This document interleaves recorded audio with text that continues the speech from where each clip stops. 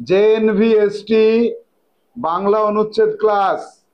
আজকে আমরা আমাদের বাংলা অনুচ্ছেদ বই সাহা পাবলিকেশন থেকে প্রকাশিত জওহর নবোদয় বিদ্যালয় প্রবেশিকা পরীক্ষার জন্য যে বইটিতে আমরা সম্ভাব্য সকল প্রকার প্রশ্ন রেখেছি, সেই বইয়ের 36 নম্বর মানে অনুচ্ছেদটি আমরা সম্পূর্ণ ক্লাস করব। সম্পূর্ণ ক্লাসে আমরা কয়টা পর্ব পাই? পর্ব 1 থেকে 7 পর্যন্ত পাবো। সম্পূর্ণ ক্লাসে অনুচ্ছেদটি বুঝে নেব এবং এরপরে এই অনুচ্ছেদ থেকে আমাদের ধারণা সুস্পষ্ট হয়ে যাবে। তো পর্ব 1-এ কি থাকে? আমাদের পর্ব 1-এ থাকে অনুচ্ছেদ পাঠ করা এবং তার অর্থ অনুধাবন করা, তাই তো? বেশ, তাহলে আমরা অনুচ্ছেদটি পাঠ করব। আমি যখন পড়বো তোমরা বইতে আঙুল দিয়ে মনে মনে পড়ে নেবে। বলছে, চা গাছ একটি বহুবর্ষজীবী চিরহরিত উদ্ভিদ বা চিরসবুজ উদ্ভিদ। চিরহরিত আর চিরসবুজ একই। তাহলে এই কথাটার মধ্য দিয়ে আমরা কি বুঝতে পারছি? চা একটা গাছ, পাহাড়ে হয়, পাহাড়ের পাদদেশে হয়। সেই গাছটা বহুবর্ষজীবী অর্থাৎ অনেক বছর বাঁচে। আর চির সবুজ মানে সারা বছর সবুজ পাতায় ঢাকা থাকে। যে গাছের পাতা ঝরে যায় তাকে পাতা ঝরা উদ্ভিদ বলে, আর যে গাছের পাতা সারা বছর থাকে তাকে চিরসবুজ বা চিরহরিত বলে। তাহলে চা গাছ একটা চিরহরিত বা চিরসবুজ গাছ, অনেক বছর বাঁচে, তাই একে বলা হয় বহুবর্ষজীবী। কি বলা হয়? বহুবর্ষজীবী। এর বৈজ্ঞানিক নাম, এর একটা বৈজ্ঞানিক নাম আছে, মানে বিজ্ঞানীরা কোন নামে চেনে? প্রত্যেকটা জীবের একটা বৈজ্ঞানিক নাম থাকে। এর একটা বৈজ্ঞানিক নাম আছে ক্যামেলিয়া সাইনেনসিস। এই নামটা মনে রাখতে হবে, তোমাদের ক্লাস 7-এর বিজ্ঞান বইতে থাকবে। চা গাছ ছেটে না রাখলে মাঠে 10 মিটার পর্যন্ত উঁচু হতে পারে। ছেটে মানে কাঁচি দিয়ে ক্যাঁচ ক্যাঁচ করে কেটে দেয় না? গাছ, যাদের বাড়িতে ফুল গাছ লাগায় দেখবা বাবা মা কি করে, গাছ কাঁচি দিয়ে গাছ ক্যাঁচ ক্যাঁচ করে কেটে দেয়, ওটার বলে গাছ ছাটা, ডাল ছেটে রাখে। তা চা গাছেরও ডাল ছেটে একে ছোট রাখতে হয়, 1 মিটার 2 মিটার মধ্যে রাখতে হয়, 1 মিটার পর্যন্ত রাখে। তা যদি না রাখো তাহলে 10 মিটার পর্যন্ত উঁচু হয়ে যাবে, মানে অনেক বড় গাছ হয়ে যাবে। যেমন আম গাছ বড় না, ওরকম বড় হয়ে যেতে পারে। আদর্শ পরিবেশে একটি চা গাছ 50 থেকে 60 বছর বাণিজ্যিকভাবে লাভজনক ফলন দিতে সক্ষম। তাহলে একটা চা গাছ বাণিজ্যিকভাবে ফলন দিতে পারে, অর্থাৎ চা পাতা দিতে পারে 50 বছর পর্যন্ত। তাহলে বাঁচে আরো বেশি, তখন তার পাতা শুকিয়ে যায়, আরো 2-3 বছর সে বাঁচতে পারে। কিন্তু বাণিজ্যিকভাবে 50 বছর আমরা চা থেকে চা পাতা পেতে পারি চা গাছের থেকে। বোঝা যাচ্ছে তো? এরপরে আছে চা গাছ তার বৃদ্ধিতে কিছুটা আরণ্যক পরিবেশ পছন্দ করে। অর্থাৎ চা গাছের বেড়ে ওঠার জন্য অরণ্যের পরিবেশ, মানে জঙ্গলের পরিবেশ, বনের পরিবেশ, গাছপালার পরিবেশ। যেমন ছাদের উপরে টবের উপরে যেটা হয় সেটা তো অরণ্যের পরিবেশ না। বাড়ির সামনে ছোট্ট গার্ডেন করলে যেটা তো অরণ্যের পরিবেশ না। অরণ্য পরিবেশ মানে প্রকৃতির মধ্যে বিস্তৃত এলাকা জুড়ে ওই পরিবেশে চা গাছ ভালো হয়। এরপরে বলছে কি, উষ্ণ ও আর্দ্র পরিবেশ যেখানে তাপমাত্রা 26 ডিগ্রি থেকে 28 ডিগ্রি সেলসিয়াস এবং বৃষ্টিপাত 2000 মিলিমিটারের উপরে ও বাতাসে জলীয় বাষ্পের পরিমাণ অর্থাৎ আর্দ্রতা 70% থেকে 90%, সেই জায়গায় চায়ের জন্য আদর্শ পরিবেশ। আদর্শ পরিবেশ কথার অর্থ কি? আদর্শ পরিবেশ কথার অর্থ হচ্ছে সেখানে ভালো হয় না, তাই তো? হ্যাঁ, ভালো হয় না, ভালো হয় যেখানে, সেটাকে বলা হয় আদর্শ পরিবেশ। তাহলে চা চাষ করতে গেলে আমার 3টে জিনিস লাগবে। 1 নম্বর হচ্ছে উষ্ণ এবং আর্দ্র পরিবেশ দরকার। উষ্ণ হবে অর্থাৎ 26 থেকে 28 ডিগ্রি সেলসিয়াস হবে। আর্দ্র পরিবেশ যেখানে বাতাসের মধ্যে জলীয় বাষ্প বেশি থাকবে, সেই জলীয় বাষ্পের পরিমাণ বেশি থাকতে হবে। বৃষ্টিপাত অনেক হতে হবে, 2000 মিলিমিটারের উপরে বৃষ্টি প্রচুর হতে হবে, কিন্তু গাছের গোড়ায় জল জমা যাবে না। ঢালু পরিবেশ হতে হবে, যে বৃষ্টি প্রচুর হবে আবার জল গড়িয়ে চলে যাবে, এরকম পরিবেশ দরকার। আর বাতাসের আর্দ্রতা হতে হবে 70 থেকে 90%, অর্থাৎ বাতাসের জলীয় বাষ্প প্রচুর পরিমাণে থাকবে, ঠান্ডা বাতাস। এরকম যদি পরিবেশ তুমি পাও তোমার ছাদের উপরে, তাহলে তুমি চা গাছ লাগাতে পারো। কিন্তু তোমার ছাদের উপরে কি আছে? আমাদের উত্তর 24 পরগনায় টেম্পারেচার আসে কত? 48 ডিগ্রি। চা গাছ তো শুকায় যাবে মরে, তাই না? এখানের আর্দ্রতা কমে যায়, 60% 70%-এ চলে আসে, আর্দ্রতা হতে হবে 90%। এখানে প্রচুর বৃষ্টিপাত হয় না, আর বৃষ্টি হলে জল জমে যায়, তাহলে উত্তর চব্বিশ পরগনা চা চাষের পক্ষে আদর্শ স্থান নয়, তাই তো? বাহ। এছাড়া দিবালোকের স্থায়িত্ব 12 ঘন্টার কাছাকাছি ও মাটির অম্লধর্মী, বেলে দোআঁশ ও সন্তোষজনক পুষ্টিমান সম্পন্ন হওয়া আবশ্যক। আবশ্যক কথার অর্থ কি? দরকার, জরুরি, ভীষণভাবে দরকার, তাকে বলা হয় আবশ্যক।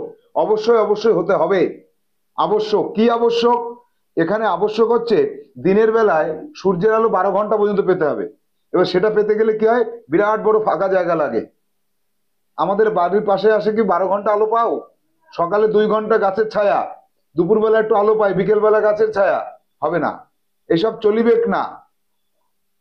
12 ঘন্টা ভোরবেলা সূর্য ওঠা থেকে সূর্য উদয় পর্যন্ত টানা রোদ পেতে হবে। আর কি, মাটি অম্লধর্মী, অর্থাৎ মাটির মধ্যে একটু অ্যাসিড অ্যাসিড ভাব থাকতে হবে, ঠিক আছে? আর কি হতে হবে, দোআঁশ মাটি মানে বালি এবং আঠালে মাটি, যেটা কাদা এবং বালির মিশ্রণ হতে হবে। আর সন্তোষজনক পুষ্টি সম্পন্ন, সন্তোষজনক মানে প্রয়োজনীয়, যেটুকু দরকার সেটুকু পেলেই খুশি। সন্তোষজনক কথার অর্থ হচ্ছে খুশি, তাহলে যেটুকু দরকার সেটুকু খুশি মনে দিতে হবে। তাই বলছে সন্তোষজনক মানে পরিমাণ মতো। এই গল্পে সন্তোষজনক কথার অর্থ কি? পরিমাণ মতো বা সঠিক পরিমাণে, সঠিক পরিমাণে এটা হওয়া অবশ্যই জরুরি দরকার। চা গাছ মোটেই জলাবদ্ধতা সহ্য করতে পারে না, যা বললাম। গাছের গোড়ায় জল জমলে চা গাছ রেগে যায়, রেগে গিয়ে চা বাগানে ঢুকলে চর কষে দেয় সবাইকে, বলে আমার গোড়ায় জল কেন? তাহলে গোড়ায় কি করতে হবে, জল যেন না জমে, তাহলে ঢালু জমি হতে হবে, জল গোড়ায় চলে যাবে। অতিবৃষ্টি বা অনাবৃষ্টি কোনোটাই চায়ের অনুকূল নয়। ভীষণ বৃষ্টি হচ্ছে, এক নাগারে 20 দিন বৃষ্টি হয়ে যাচ্ছে, হবে না।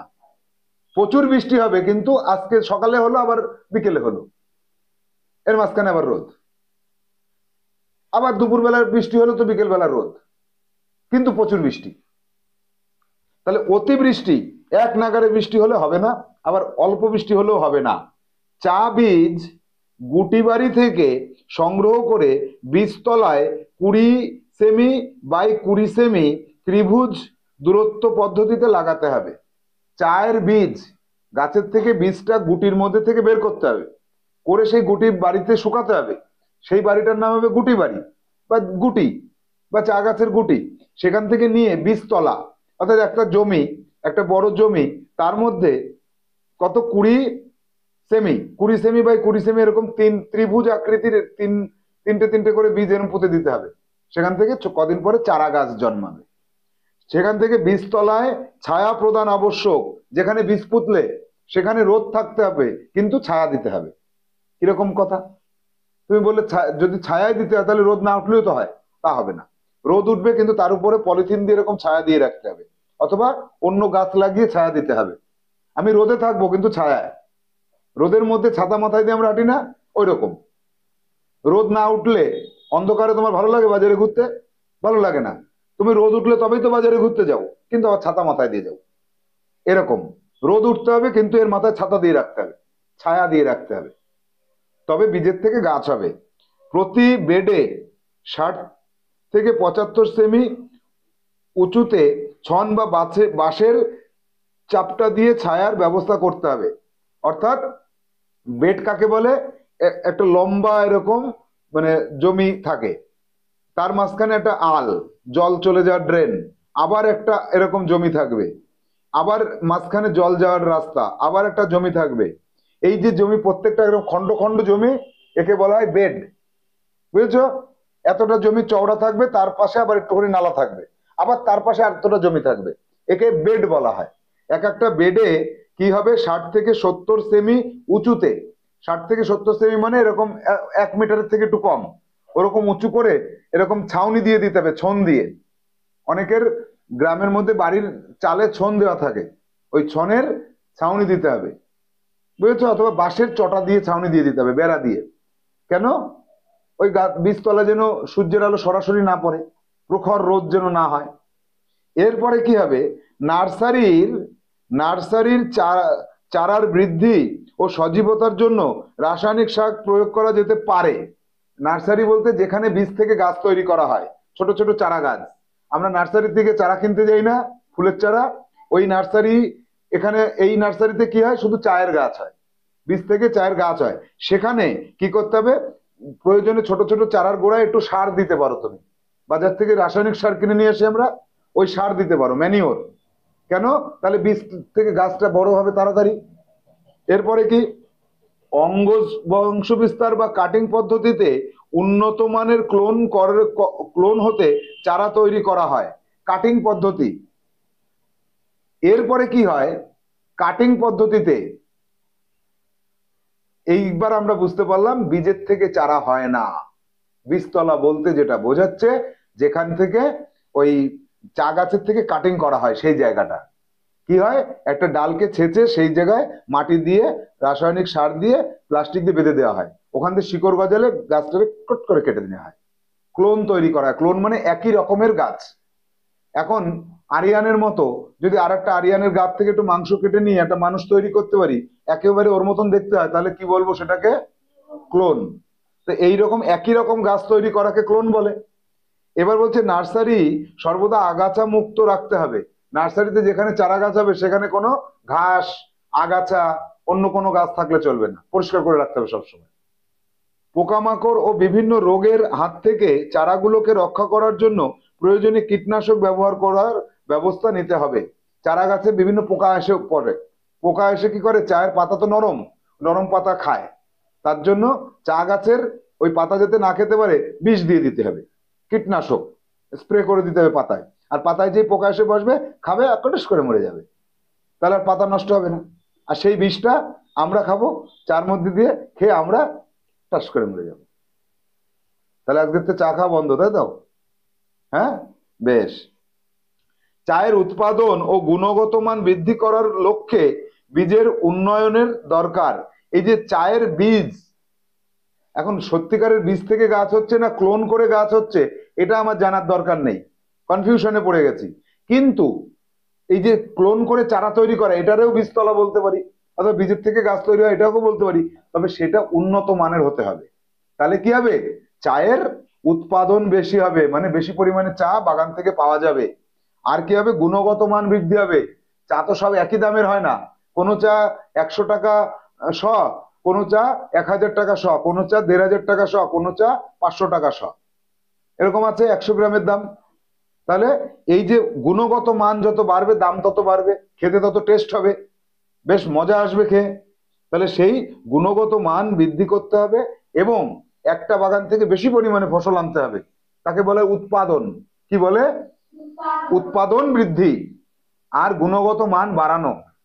এর জন্য কি করতে হবে, আমাদের বীজের উন্নতি করতে হবে, উন্নত মানের বীজ আনতে হবে, রাসায়নিক গবেষণার মাধ্যমে, রসায়নাগারে গবেষণা করতে, পরীক্ষাগারে, ল্যাবরেটরিতে পরীক্ষা নিরীক্ষার মাধ্যমে চায়ের গুণগত মান বৃদ্ধি করা দরকার, বীজের মান উন্নত করতে হবে।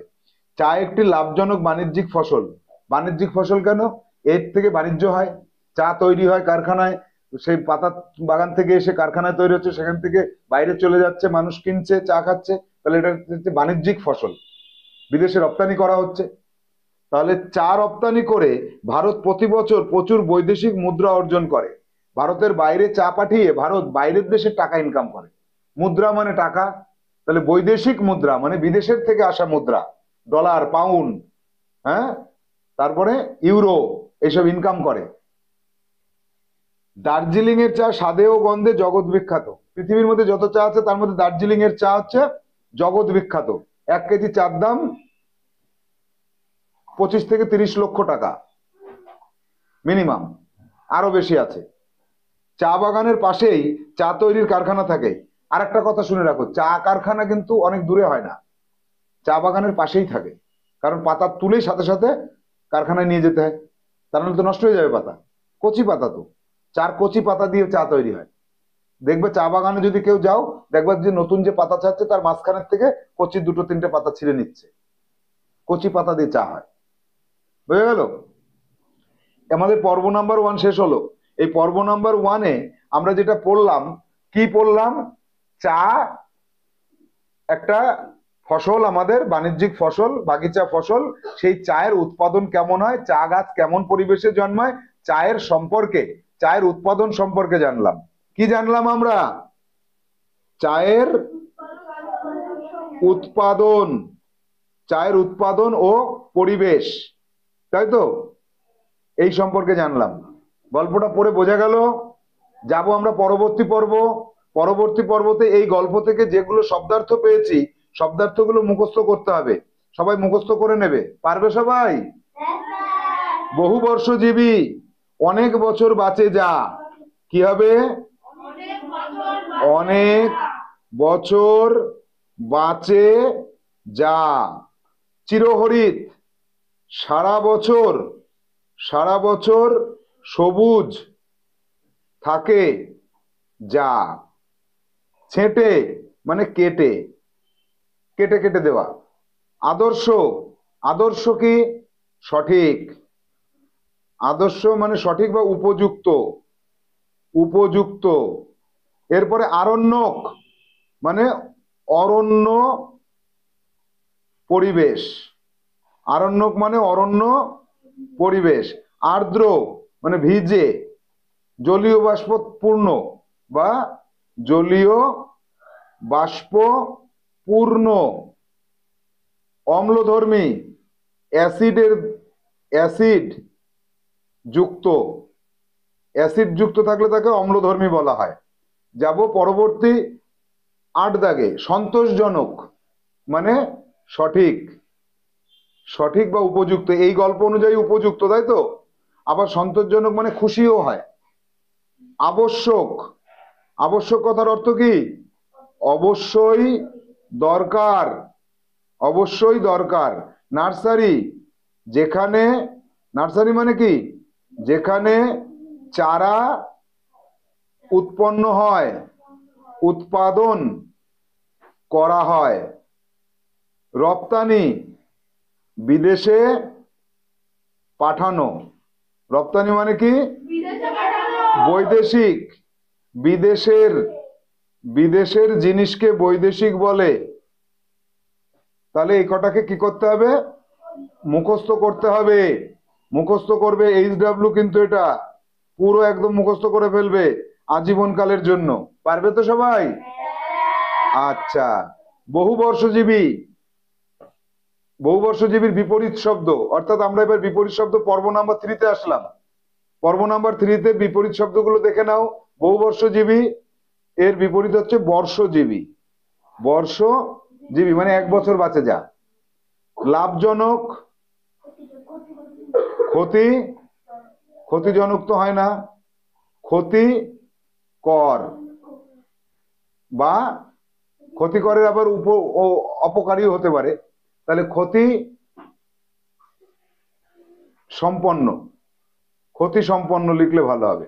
সক্ষম, অক্ষম। পাশে, দূরে। অর্জন, বর্জন।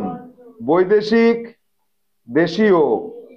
অনাবৃষ্টি, অতিবৃষ্টি, অতিবৃষ্টি বা খরা, না অনাবৃষ্টি মানেই খরা। এরপরে 8 দাগে অম্লধর্মী, ক্ষার ধর্মী, ক্ষয় আকার র, ক্ষার ধর্মী। সন্তোষজনক, অসন্তোষজনক, অসন্তোষজনক। আবশ্যক, অনাবশ্যক। আর্দ্র, শুষ্ক। অনুকূল, প্রতিকূল। ব্যাস, এ কটাকে কি করতে হবে? মুখস্থ করতে হবে, খাতায় লিখতে হবে। খাতায় লিখে মুখস্থ করবে। HW দিয়ে দিলাম। এরপরে পর্ব নাম্বার 4-এ চলে আসো। পর্ব নাম্বার 4-এ দেখো কি আছে। নিচের প্রশ্নগুলির সঠিক উত্তর দাও। আছে বইতে? আমি যাকে বলবো সে ছাড়া কেউ উত্তর দেবে না। 1 দাগের প্রশ্ন, চা গাছ কেমন ধরনের উদ্ভিদ? আরিয়ান বলো। বহুবর্ষজীবী, চিরসবুজ। হ্যাঁ, পুরোটা লিখতে হবে কিন্তু। 2 নম্বর, চা তৈরির কারখানা কোথায় থাকে? বলো, মল্লিক বলো। চা বাগানের পাশেই। 3 দাগ, চা গাছ ছেটে না রাখলে কি হয়? বলো। চা গাছ 10 থেকে 15 মিটার উঁচু হয়ে যায়, অনেক বড় হয়ে যায়। বেশ, 10 মিটার উঁচু হয়ে যায়। বেশ। 4 দাগ, চা গাছের জন্য আর্দ্রতা কত হতে হবে? বলো। 70 থেকে 90%। 70% থেকে 90%। একদম সঠিক বলেছে দাসবাবু, গুড বয়। দাসবাবু গুড বয় তো? তাহলে কি বয়? কবে? আজকে? কালকে গুড বয় হয়ে যাবা? কবে গুড বয় হবা? আচ্ছা, হতে হবে। নার্সারি সর্বদা কি মুক্ত থাকতে হবে? নার্সারিতে কি থাকলে চলবে না? আগাছা। কি থাকলে চলবে না? নার্সারিতে আগাছা থাকা যাবে না। 6 দাগ, কত বছর অবধি চা গাছ বাণিজ্যিক ভাবে ফসল দিতে পারে? কত বছর পর্যন্ত? 50 থেকে 60 বছর। 50 থেকে 60 বছর। 7 দাগ, চা গাছের চারা তৈরির একটি পদ্ধতির নাম? ক্লোন পদ্ধতি। ক্লোন পদ্ধতি। 8 দাগ, চা গাছের জন্য দিনের কত সময় সূর্যালোক থাকা প্রয়োজন? 12 ঘন্টা। চা গাছ কত মিটার পর্যন্ত উঁচু হতে পারে? 10 মিটার। 10 দাগ, চায়ের বৈজ্ঞানিক নাম কি? ক্যামেলিয়া সাইনেনসিস। পর্ব নাম্বার 4 এর এই প্রশ্ন কটাকে খাতায় লিখতে হবে। লাল কালি দিয়ে প্রশ্ন লিখবে আর কালো কালি দিয়ে উত্তর লিখবে বাড়ি থেকে। পারবে তো? কালি ইধার উধার হবে না তো? কালি যদি না মেলে তাহলে কি হবে? খাতা ক্যান্সেল। পর্ব নাম্বার 5 এ আসো, এমসিকিউ।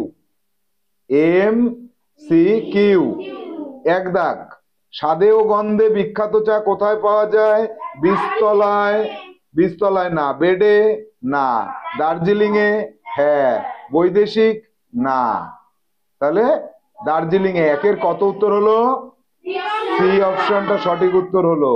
যাব 2 দাগে, চা রপ্তানি করে ভারত কি অর্জন করে? বিদেশি টাকা, স্বর্ণ মুদ্রা, কালো টাকা, তরল চা। বিদেশি টাকা। বেশ। 3 দাগে, চায়ের গুণগত মান বৃদ্ধির জন্য কি করতে হবে? বীজের গুণগত মান বৃদ্ধি করতে হবে, ক্লোন করতে হবে, অঙ্গজ বৃদ্ধি, বংশ বৃদ্ধি করতে হবে, পরিবেশের উন্নতি করতে হবে। বীজের গুণগত মান বৃদ্ধি করতে হবে। এ হবে সঠিক অ্যান্সার, তাই তো? 4 দাগ, কোন পরিবেশ চা গাছ পছন্দ করে? ফাঁকা মাঠ, অনাবৃষ্টি, অতিরিক্ত রোদ, আরণ্যক পরিবেশ। কোনটা সঠিক হলো? ডি, আরণ্যক পরিবেশ। 5 দাগ, কোন ধরনের মাটি চা গাছের জন্য দরকার? ক্ষারধর্মী, অম্লধর্মী, নোনা মাটি, আঠাল মাটি। অম্লধর্মী। কোনটা? অম্লধর্মী। এরপরে চলে যাব 6 দাগে, চা গাছের জন্য কত পরিমাণ বৃষ্টিপাত দরকার? 2200 মিলিমিটার। বি দাগে আছে 2000 মিলিমিটার, 20,000 মিলিমিটার, স্বল্প পরিমাণ। B option. বি অপশনটা সঠিক হবে। 7 দাগ, কাটিং কথার অর্থ কি? কেটে দেওয়া, অঙ্গজ বংশ বিস্তার, ছেটে দেওয়া, বীজ রোপণ করা। না, কাটিং মানে অঙ্গজ বংশ বিস্তার। অঙ্গজ বংশ বিস্তারকে এখানে কাটিং বলেছে, কাটিং পদ্ধতি, অথবা কেটে দেওয়াকেও বোঝায়, কিন্তু এখানে কাটিং বলতে অঙ্গজ বংশ বিস্তারকে বুঝিয়েছে। ক্লোন কথার অর্থ কি? ক্লিন করা, কাঁচা বীজ, সার প্রয়োগ করা, একই রকম দেখতে জীব তৈরি করা। গুড। 9 দাগ, কোন ধরনের ভূমি চা সহ্য করতে পারে না চা গাছ? জলা জমি, দোআঁশ মাটির জমি, অম্ল জমি, পুষ্টিকর জমি। জলা জমি। 10 দাগ, চা বাগানে ছায়া দরকার কেন? ছায়া চা গাছের পুষ্টি সম্পন্ন করে, চা গাছ রোদ সহ্য করতে পারে না, রোদে চা গাছে পোকা হয়, চা গাছ রোদে খুব বেড়ে ওঠে। এটা বইতে সরাসরি নেই কিন্তু আমরা বুঝে গেছি। চা গাছ রোদ সহ্য করতে পারে না। 11 দাগ, চা গাছের চারা কেমন আকৃতিতে রোপণ করতে হয়? লম্বা বেডে, ত্রিভুজ বেডে, বৃত্তাকার বেডে, চৌকো বেডে? ত্রিভুজ আকৃতির বেডে। 11 দাগ গেল। 12 দাগ, কোন ধরনের বৃষ্টি চাষাবাসের জন্য প্রতিকূল? মাঝারি বৃষ্টি, অতিবৃষ্টি, শিলাবৃষ্টি, রৌদ্রময় বৃষ্টি? অতিবৃষ্টি হচ্ছে প্রতিকূল পরিবেশ, তাই তো? আচ্ছা, কিন্তু শিলাবৃষ্টির কথা বইতে নেই যদিও। আচ্ছা, 13 দাগ, চারা গাছ রক্ষা করতে কিসের প্রয়োগ দরকার? জল, কীটনাশক, রোদ, বৃষ্টি? কীটনাশক। 14, চা গাছের চা চাষের জন্য তাপমাত্রা কেমন হবে? উষ্ণ ও আর্দ্র, উষ্ণ ও অনার্দ্র, উষ্ণ ও শীতল, শীতল ও অনার্দ্র? উষ্ণ ও আর্দ্র। উষ্ণ আর্দ্র। 15 দাগ, আমদানি কথার উল্টো কথা কি? রপ্তানি। সি অপশনটা হবে, সি অপশনটা হবে। বোঝা গেল? তাহলে আমাদের পর্ব নাম্বার 5 শেষ হলো। এইচডব্লিউটা কি থাকছে? প্রশ্ন লিখবে, অপশন লিখবে, প্রশ্ন লাল কালি, অপশন কালো কালি, আর যেটা সঠিক অ্যান্সার গোলটা সবুজ কালি, গোলটা সবুজ কালি দিয়ে করবে। পারবে তো সবাই? এরপরে চলে আসবো আমাদের পর্ব নাম্বার 6-এ। পর্ব নাম্বার 6-এ কি আছে? পথ চেনা এবং তার পরিবর্তন করা। দেখো এক্সাম্পল হিসেবে কি দিলাম? লাভ। লাভটা কি? আমার লাভ হয়েছে। কি হয়েছে? একটা বিষয়বস্তু, তার নাম, তাহলে এটা হচ্ছে বিশেষ্য পদ। এটাকে বিশেষণে নিতে হবে, লাভজনক বিশেষণ পদ। কেমন ব্যবসা? লাভজনক ব্যবসা। তাহলে এই বইয়ের থেকে খুঁজে খুঁজে, এই বইয়ের থেকে খুঁজে খুঁজে এইচডব্লিউ তে থাকবে 10টা পদ বের করতে পারবে তো সবাই? তার কি পরিবর্তন করতে পারবে সবাই? এইচডব্লিউটা বুঝে নিলে তো? আচ্ছা, এবার চলে আসবো পর্ব নাম্বার 7-এ। পর্ব নাম্বার 7-এ ক্রিয়ার কাল নির্ণয় করা এবং ক্রিয়ার কাল পরিবর্তন করা। একটা এক্সাম্পল, 1-এর এ, বইয়ের থেকে লাইন তুলে নিতে হবে। বইয়ের লাইনটা থাকবে এ দাগে। তাহলে কি আছে? চা গাছ মোটেই জলাবদ্ধতা সহ্য করতে পারে না। এটা পারে না, চা গাছ মোটেই জলাবদ্ধতা সহ্য করতে পারে না, এটা হচ্ছে বইয়ের লাইন। এই লাইনটা কোন কাল আছে? পারে না, বর্তমান কাল। এবার একে অতীতে নেব, বি দাগে অতীত হবে। অতীতে কি করব? চা গাছ মোটেই জলাবদ্ধতা সহ্য করতে পারতো না, পারতো না, পারে না, পারতো না, অতীত হয়ে গেল। এরপরে চলে যাব, চা গাছ মোটেই জলাবদ্ধতা সহ্য করতে পারবে না, ভবিষ্যৎ হয়ে গেল। তাহলে বইয়ের থেকে একটা লাইন নিতে হবে, বইয়ের থেকে একটা লাইন নিয়ে সেটা কোন কাল সেটা নির্ণয় করব। বি দাগে অতীত কালে চলে যাব বা অন্য কালে, সি দাগে অন্য কালে চলে যাব। এরকম কয়টা করতে হবে? 10টা। এরকম কয়টা করতে হবে বাড়ির কাজ? তাহলে বাড়ির কাজটা বুঝে নিয়েছো সবাই? তাহলে আমরা আমাদের বইয়ের নাম কি? বাংলা অনুচ্ছেদ নামক যে বইটি আমাদের রয়েছে শাহ পাবলিকেশনের, সেই বইয়ের বাংলা অনুচ্ছেদের 36 নম্বর আজকে আমরা শেষ করলাম। পরবর্তী ক্লাসে আমরা পরবর্তী অনুচ্ছেদের উপর ক্লাস করব। ভালো থাকো, সুস্থ থাকো, টাটা।